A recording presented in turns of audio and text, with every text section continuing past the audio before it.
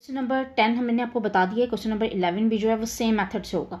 ठीक है, दोनों एक ही जैसी इक्वेशंस थी, आपने उसको खुद से अटैम्प्ट करना है।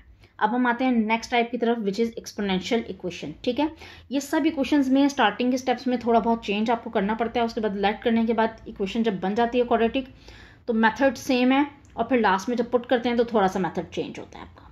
ठीक है, एक्सपोनेंशियल जैसे कि हमें पता है एक्सपोनेंट क्या होता है, वेरिएबल मतलब पावर। ठीक है, एक्सपोनेंशियल इक्वेशंस में constant number as a base होगा, और जो आपका वेरिएबल होगा वो एक्सपोनेंट में होगा। ठीक है, यानी ए की पावर 2x प्लस ए की बी इंटू ए की पावर x और प्लस सी इक्वल टू 0। ठीक है, ये ए जो है यहाँ पर कांस्टेंट है, वेरिएबल जो है वो आपके पास एक्सपोनेंट में। ठीक है, तो इस टाइप के क्वेश्चन को भी आपने लेट करना है, फिर सिंप्लीफाई करेंगे। लेकिन लेट कैसे करेंगे, हमेशा लेट करते हुए आपने लीस्ट वैल्यू लेनी होती है। लीस्ट वैल्यू का मतलब है स्मॉलर वैल्यू आप लेकर फिर क्वेश्चन को सिंप्लीफाई करेंगे। यहाँ पर हम कर रहे हैं क्वेश्चन नंबर 12।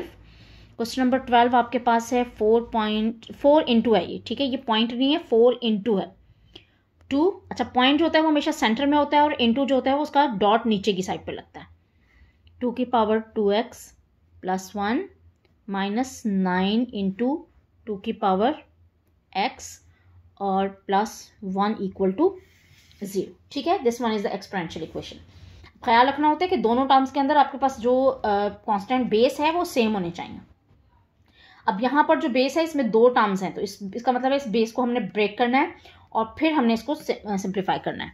अच्छा, ब्रेक कैसे करेंगे, 4 ये आप इसे लिख सकते हैं 2 की पावर 2x इंटू 2 की पावर प्लस 1 या सिर्फ 1 लिख लीजिए। ठीक है, माइनस 9 इंटू 2 की पावर x और प्लस 1 इक्वल टू 0। दोबारा ख्याल रखना है आपने, या तो मल्टीप्लिकेशन साइन यूज़ करना है, अदरवाइज ये डॉट नीचे लगेगा। सेंटर में लगने का मतलब होता है वो पॉइंट है। ठीक है, नीचे लगाएंगे तब ये मल्टीप्लिकेशन है। अच्छा, अब ये दोनों कांस्टेंट नंबर है, मल्टीप्लाई कर देंगे, ये हो जाएगा 8 इंटू 2 की पावर x माइनस 9 इंटू 2 की power x plus 1 equal to 0। ठीक है, ये ऑलमोस्ट इक्वेशन बन गई आपकी। अब आपने क्या करना है, लेस पावर लेट करनी है, यानी यहाँ पर आप लेट करेंगे, t लेट कर लेते हैं, t इज इक्वल टू 2 की पावर x हो जाएगा। ठीक है, इसे नाम दें क्वेश्चन नंबर 1 का। Taking square on both side, तो ये हो जाएगा 2 square equal to 2 power 2x। ठीक है, रिप्लेस करते हैं इस गिवन इक्वेशन के अंदर, ये हो जाएगा 8t square minus 9t plus 1 equal to 0। ठीक है, अब आपने इसके फैक्टर्स बनाने। अब ये standard form of quadratic equation बन चुकी है विद सिंगल वेरिएबल्स। ये ख्याल रखना होता है आपने, सिंगल वेरिएबल होता है तो क्वाड्रेटिक की स्टैंडर्ड फॉर्म बनती है। ठीक है, अब इसे हम ब्रेक करते हैं, 8 1 ज़ा 8 और 8 और 1 को प्लस करेंगे तो हमारे पास आता है 9। ये हो जाएगा 8t square minus 8t, minus लगाएंगे तो प्लस होगा, t प्लस 1 इक्वल टू 0। तो ये बन जाएगा 8t कॉमन निकलेगा, t माइनस 1 कॉमन निकलेगा, तो t माइनस 1 इक्वल टू 0। ठीक है, अच्छा अब दोबारा कॉमन लेते हैं, t minus 1 into 8t minus 1 equal to 0। ये हो जाएगा t माइनस 1 इक्वल टू 0 और 8t माइनस 1 इक्वल टू 0।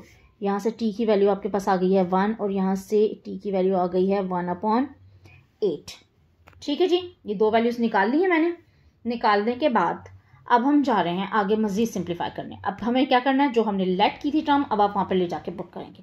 यहाँ से मेथड डिफरेंट होता है, क्योंकि जब आप लेट कर रहे होते हैं टर्म्स तो उसकी टाइप्स डिफरेंट होती हैं, इसलिए यहाँ से जब हम सोल्यूशन करते हैं तो सॉल्व करते हुए डिफरेंट आपको लेना होता है। अच्छा, ये आपके पास था, हमने जो लेट किया था क्वेश्चन नंबर 1, वो हमने लेट की थी 2 की पावर x और t के इक्वल है। t की वैल्यू यहाँ पर 1 है और दूसरी वैल्यू जो है वो 2x इक्वल्स टू 1/8 है। पहले हम इसको सॉल्व कर लेते हैं। अब देखें कि हमारे पास जो कांस्टेंट है वो कहाँ पर है, बेस में। इसका मतलब है जब आपने वेरिएबल की वैल्यू निकालनी है तो दोनों साइड पर बेसिस सेम होने चाहिए। अब हम क्या बेस लगाएं कि हमारे पास आंसर 1 आए, तो हमें पता होता है कि कोई भी बेस अगर हम लगाएं और उसकी पावर 0 लगा दें तो वो आंसर 1 के इक्वल होगा। तो यहाँ पर भी हम ये करेंगे, हमें 2 बेस रिक्वायर्ड है तो उसकी पावर हम 0 लगाएंगे, ये 1 हो जाएगा। दोनों साइड के बेसिस खत्म हो जाएंगे, ये आप कंपेयर करेंगे तो यहाँ पर x की वैल्यू जो है वो आपके पास 0 आ जाएगी। ठीक है, दूसरी तरफ आते हैं, ये भी हो जाएगा 2 की पावर x और इसे आप लिख सकते हैं 1/2 का क्यूब ठीक है।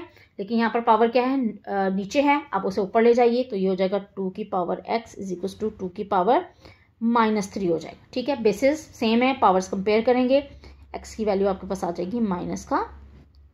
ठीक है जी। अब चूंकि ये इक्वेशन जो थी वो एक्सपोनेंशियल थी, इसलिए इसमें उतनी जितनी डिग्री होगी उतने आंसर्स नहीं होंगे। यहाँ पर मोस्टली 2 ही आंसर्स आते हैं।